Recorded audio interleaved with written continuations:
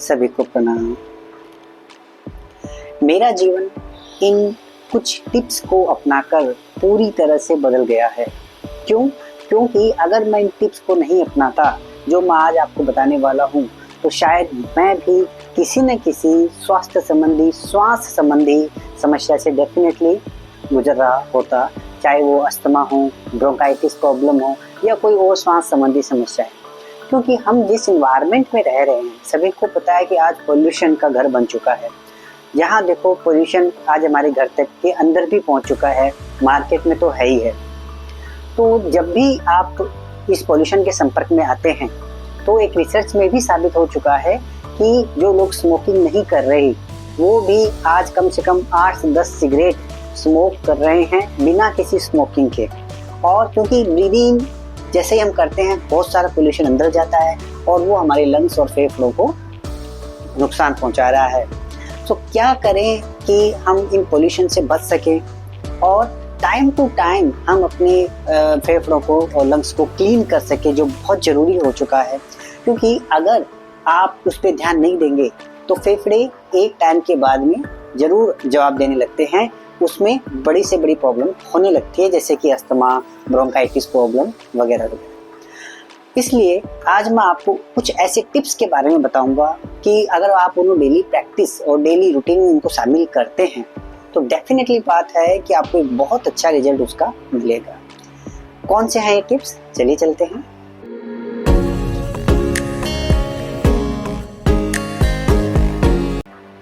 इन tips में सबसे पहला टिप है प्राणायाम। योग के अंदर प्राणायाम, जिसको ब्रीदिंग प्रैक्टिसेस कहते हैं, इससे बेस्ट तो कुछ हो ही नहीं सकता। अब प्राणायाम में कौन सा बेटर है जो हमारी लंग्स को क्लीन कर सके, डिटॉक्स कर सके? सबसे पहले आता है कपालभाति। कपालभाति को क्लींजिंग प्रैक्टिसेस भी कहा जाता है। क्लींजिंग प्रैक्टिस षटकर्म क्रिया का एक भाग है जो हमारे अंदर डिटॉक्सिफिकेशन करता है, टॉक्सिन्स को रिमूव करता है, okay, by forcefully exhalation. But kapalbhati की कुछ लिमिटेशंस हैं, सीमाएं हैं, जिनको हमें ध्यान में रखना बहुत जरूरी है। तो अगर कोई भी इन सीमाओं में, कुछ लिमिटेशंस में आता है और इनको ध्यान में रखकर करता है, तो उसका बहुत लाभ मिलता है और ये बहुत अच्छी प्रैक्टिस मानी जाती है प्राणायाम के अंदर डिटॉक्सिफिकेशन के लिए। तो सबसे पहला जो टिप है डिटॉक्सिफिकेशन के लिए कपालभाति।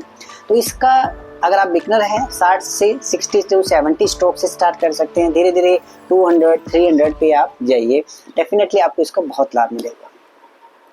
दूसरा इसका डिटॉक्सिफिकेशन का सबसे बेस्ट प्रैक्टिस मानी जाती है जल नेति।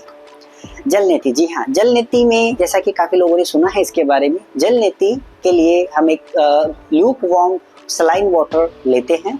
जल नेति के लिए एक स्पेशल पॉट होता है, जैसा कि आप पिक्चर में देख पा रहे हैं। इस पॉट के अंदर पानी को डाला जाता है और उस पॉट की एक सिरा नाक के एक छोर पे लगाते हैं और दूसरे नाक से पानी बाहर आता है। तो ये हमारे जो है नसल पैसेज को, इस साइड को क्लीन करता है। जब हम breathe in and breathe out करते रहते हैं, तो पोल्यूशन की वजह से यहाँ पे कचरा फंसा रहता है और नॉर्मली भी ब्रीद इन कचरा फंसे रहने की वजह से बार बार कचरा अंदर की तरफ जाता रहता है, ओके। सो जब वो कचरा अंदर की तरफ जाएगा तो डायरेक्ट वो फेफड़ों पे इफेक्ट करेगा।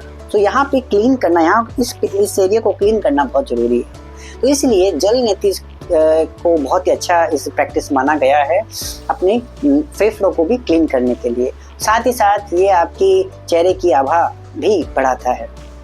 तीसरा सबसे बेस्ट टिप माना जाता है वाटर।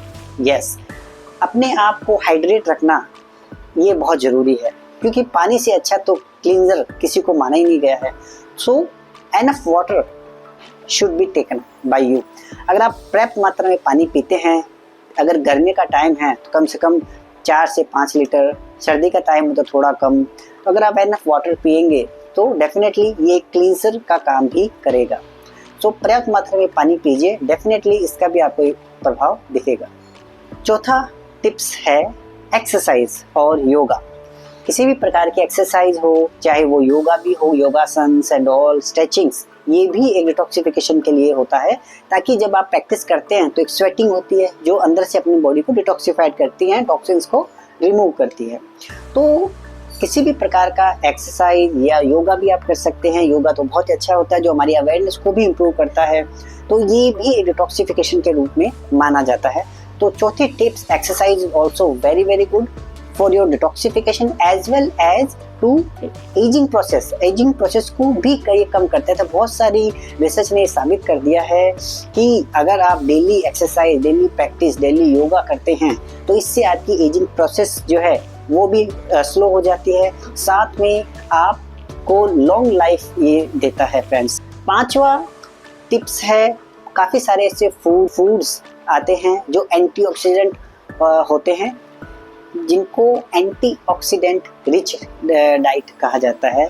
इसके अंदर स्पिनच, बेरीज, आपके कई सारे फ्रूट्स जैसे एप्पल, आपके बनानास, आपके ग्रेप्स और भी कुछ काफ़ी सारे जो फ्रूट्स हैं जैसे ऑरेंज एंड ऑल, ये काफ़ी सारे फ्रूट्स आती हैं जिनका अंदर एंटीऑक्सीडेंटरी तत्व काफ़ी सारे पाए जाते हैं। तो इनका हमें काफ़ी मात्रा में सेवन करना चाहिए जो हमारे लंग्स की हेल्थ को भरपूर मात्रा में बढ़ाते हैं। छठा है हर्बल रेमेडीज़। कुछ ऐसी होम रेमेडीज़ और हर्बल रेमेडीज़ होती हैं जो हमारे लंग्स के लिए बहुत बढ़िया मानी जाती है, जैसे जिंजर और हल्दी, अदरक और हल्दी। ये काफ़ी मात्रा में इसके अंदर एंटी इन्फ्लेमेटरी तत्व पाए जाते हैं जो हमारे लंग्स के लिए बहुत ही अच्छे होते हैं। सातवां है avoid smoking and air pollution. जितना हो सकता है स्मोकिंग तो बंद ही करनी है, बाकी एयर पोल्यूशन में भी जितना हो सकता है उनके संपर्क में कम से कम आए, ताकि आपके लंग्स की हेल्थ मेंटेन रहे और वो और से ज़्यादा हेल्थी हो सके। तो ये थे कुछ 7 टिप्स। हमें डेफिनेटली 100% अपनाना पड़ेगा फ्रेंड्स, बिकॉज आज का जो मॉडर्नाइज ज़माना है, आप देख पा रहे हैं हर जगह पोल्यूशन है, और इस पोल्यूशन से कैसे बचा जाए ये आप भी समझते हैं कि अगर हम इन टिप्स पे ना जाएंगे तो डेफिनेटली बात है कि हम किसी न किसी प्रॉब्लम में हैं।